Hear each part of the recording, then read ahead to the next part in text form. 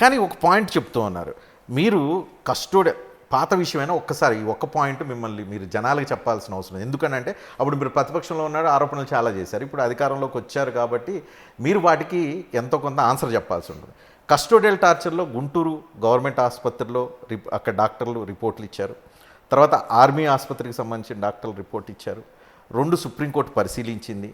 మరి సిబిఐ లాంటి విచారణకు ఆదేశించాలన్న ఆలోచన కూడా ఆ పర్టికులర్ దాంట్లో రాలేదు. సుప్రీంకోర్టు పరిశీలించిన తర్వాత కూడా మీకు ఫేవర్గా ఆర్డర్ రాలేదు అని అంటే దట్ మీన్స్ ఏమనుకోవాలి? మంచి ప్రశ్న వేశారు. ఎందుకంటే మీ ఛానల్ ద్వారా చాలా ఎక్కువ మందికి తెలిసే అవకాశం ఉంది కాబట్టి చెప్తా.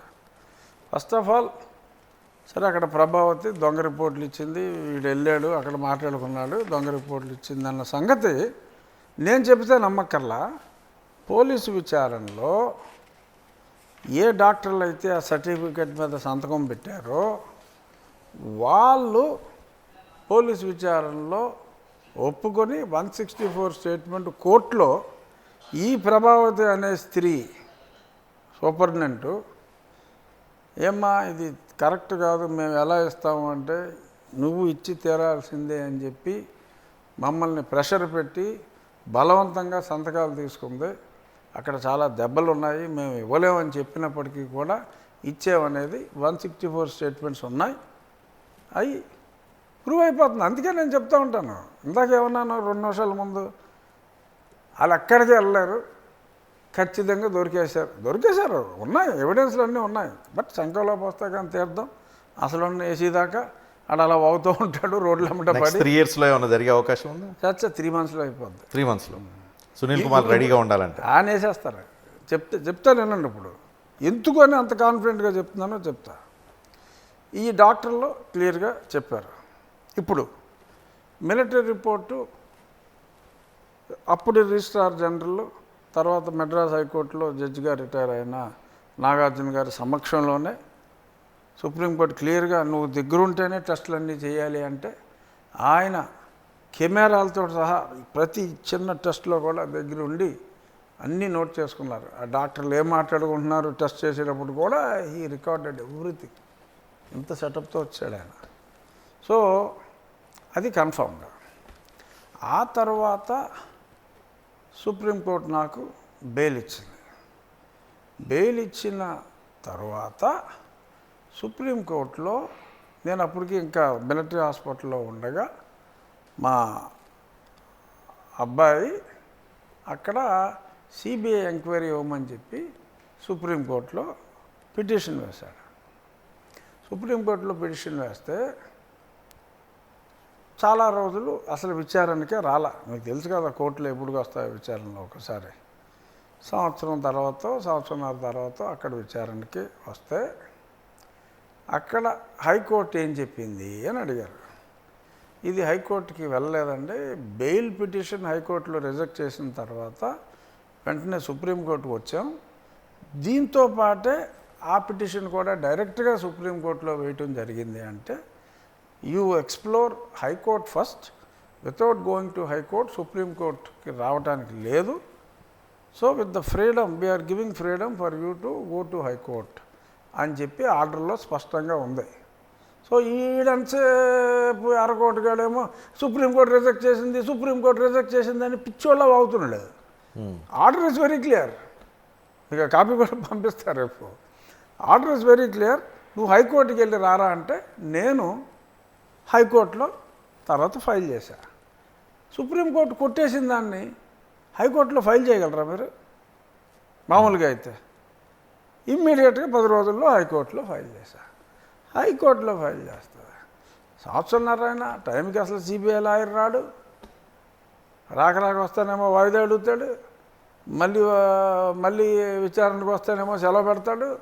అలా అలా అలా అలా గెంటుకుంటూ పోతే మధ్యలో ఆయన లేదా ముందు కనీసం రికార్డు అన్నా తీసి పక్కన పెట్టండి అని చెప్పి పెట్టి అలా సమయం అంతా గడిపాడు. మీకు ఎప్పుడైనా పనికి మాలినోడు తగిలితే అడగండి, ఎరా సుప్రీంకోర్టులో కొట్టేస్తే హైకోర్టుకి వెళ్ళగలరా, పైకి వెళ్ళగలరు కానీ కింద కోర్టుకి వెళ్ళలేరు కదా అని అడగండి.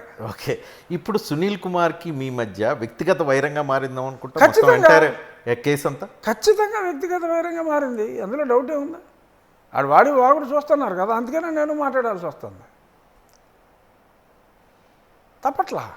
ఇది కాస్త దళిత్ వర్సెస్ అగ్రవర్ణాలు, దళిత్ వర్సెస్ కానే కాదు. 0.59% ఉన్న రాజు కమ్యూనిటీకి, అంటే 6 లక్షల మంది జనాభా ఉన్న రాజుల కమ్యూనిటీకి 1 కోటి మంది జనాభా మధ్య ఉన్న ఫైట్గా మారుతుంది అనేది కొంతమంది విశ్లేషిస్తారు. కానే కాదు. కేవలం 4 సంఘ విద్రోహులకి సభ్య సమాజానికి జరుగుతున్న ఇది ఒక కాన్ఫ్లిక్ట్. ఈ 4 నూతిలోని కప్పలో సమాజం మొత్తం మనం ప్రభావితం చేసేమన్న భ్రమలో ఉన్నారు. వారిని త్వరలో అందరూ బహిష్కరిస్తారు. ఆ బహిష్కరణ నా ఉండితో మొదలవుతుంది, ప్రజల నుంచి వస్తుంది. చూడండి, ఇంత పనికిమాలిన వాళ్ళు ఆడవాడు రెట్టాడు ఐఏఎస్ వాడు అంటాడు, నోటుకు వచ్చినట్టు మాట్లాడు.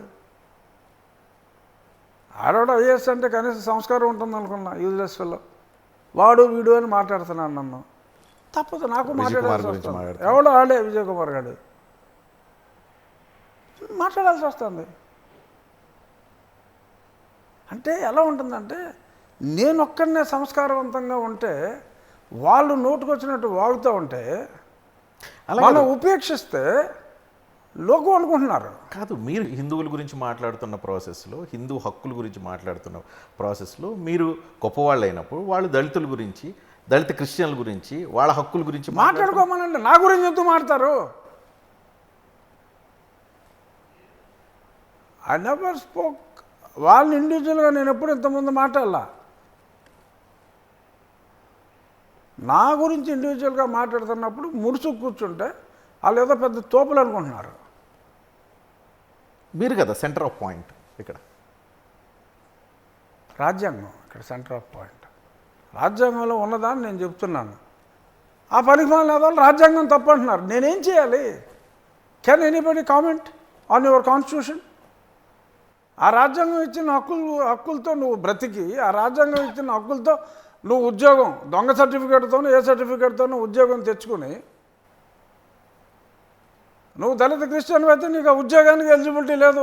అప్పుడు రాసిన దాని ప్రకారమే నువ్వు దొంగతనంగా ఉద్యోగం తెచ్చుకుని, ఆడు సునీల్ కుమార్ గారు అంటాడు, ఓ బ్రిటిష్ వాళ్ళ నువ్వు నాకు చర్చ ఇచ్చావు ప్రార్థించుకోవటానికి అని ఓపెన్గా ఇచ్చిన స్టేట్మెంట్లన్నీ వీడియోలు ఇంకా ఉన్నాయి.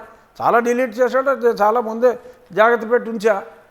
Somebody even professors Christianity, they lose their identity as Hindu Dalit. So that way he has lost.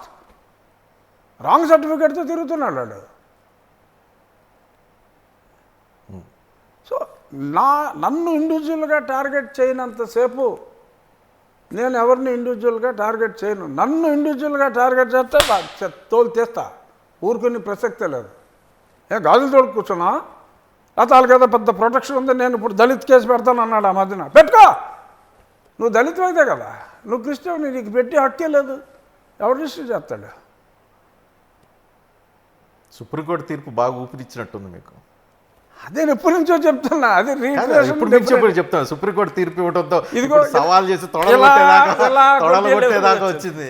So ఈ తొడగొట్టడం అనేది సునీల్ కుమార్కి, విజయ్ కుమార్కి, నాయక్కి, వీళ్ళందరికీ నాయక్ అట్లా పడం కుమార్లే. సునీల్ కుమార్కి, శ్రవణ్ కుమార్కి, విజయ్ కుమార్కి 4 కుమారులు. హర్ష కుమార్ కూడా పెడుతున్నారా మీరు? అసలు నేను ఆకివిడ వస్తే మనిషిని కాదు, అసలు ఆకివిడ రాకుండా చూసుకోండి, ఈ లోపే సెటిల్ చేసుకోండి అంటున్నాడు. రమ్మంటున్నా, పాత రోజులు పోయాయి. ఎప్పుడైనా ఇదివరకట్లాగా రివర్స్ కేసులు పెడతామే తప్ప ఇప్పుడు జరిగేది చూసారా? వెంటాడుతున్నారు, ఏ ఊర్లో వెళ్ళినా సరే పట్టుకొస్తున్నారు. 40 మంది దొరికారు. ఇప్పటికి 57 మంది కేసులు పెట్టారు. 57 మంది మీద జరిగిందా ఇంతకుముందు? పోయినాయి, ఆ రోజులు పోయినాయి, కొరత కొట్టించుకునే రోజులు పోయినాయి. అలాగని కక్షపూరితంగా ఏం చేయట్లా. కానీ చట్టాన్ని పరిరక్షించవలసిన బాధ్యత, ఒక డిప్యూటీ స్పీకర్నే చంపి లెవెల్కి వచ్చారంటే వాళ్ళని పట్టుకోకుండా వదిలేస్తే అది ప్రభుత్వానికే మాయని మచ్చ అవుతుంది. అగైన్ ఇక డిప్యూటీ స్పీకర్ రాజ్యాంగబద్ధ పదవిలో ఉండి బస్తీ మే సవాలని మళ్ళీ కొట్టించుకోవాలా? ఏం తప్పేంటి? ఒక ఇండివిజువల్గా నన్ను వ్యక్తిగతంగా తిడతా పడాలా నేను? రాజ్యాంగబద్ధ పదవి మీకు అయితే రాజ్యాంగబద్ధ పదవిలో ఉంటే తిట్టించుకోవాలని ఉందా? అయితే తిట్టొచ్చా? చెప్పండి. రాజ్యాంగ పదవిలో ఉన్నవాడిని ఎవరు తిట్టినా సరే అంటే దానికి ఒక డిగ్నిటీ, దానికి ఒక విలువ, దానికి ఒక డెకోరము, ఒక లిమిటేషన్స్ ఇవన్నీ ఉంటాయి. విలువ ఇచ్చేవాడికి విలువ ఇస్తాం, చెత్త వాగేవాడికి ఆ రూట్లో చెప్తేనే అర్థమవుతుంది. కట్ చేసి పెట్టుకోమనండి, రేపు ఇందులో బిట్టు పంపించుకోమనండి కంప్లైంట్లు కూడా డోంట్ కేరా. అరే కంప్లైంట్లో పస్ ఉండాలి కదా, నస ఉంటే ఏమవుతుంది? ఇలాంటివన్నీ కంప్లైంట్ల కింద కన్సిడర్ చేయబడవా?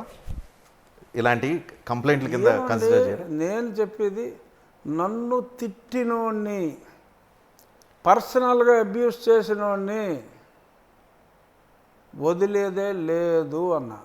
కాదు, రాజకీయాల్లో ఉన్నోళ్ళు కొంచెం ముందు వెనక పట్టు విడుపు కొంచెం ఈ ఎన్నాళ్ళు ఇవన్నీ ఉంటాయి. సో మీరేంటి వద్దు, నేను రాజకీయాల్లో ఇంకా నేను ఫర్దర్గా ఉండదలుచుకోవట్లేదు అనే ఉద్దేశంలో ఉన్నారా? వ్యక్తిత్వాన్ని చంపుకొని, మనిషిగా నన్ను నేను చంపుకొని సిగ్గులేని రాజకీయాలు చేయటానికైతే నేను లేను.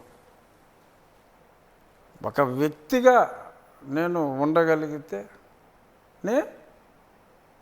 ఆ పరిస్థితి ఉంటే నేను రాజకీయాల్లో ఉంటా.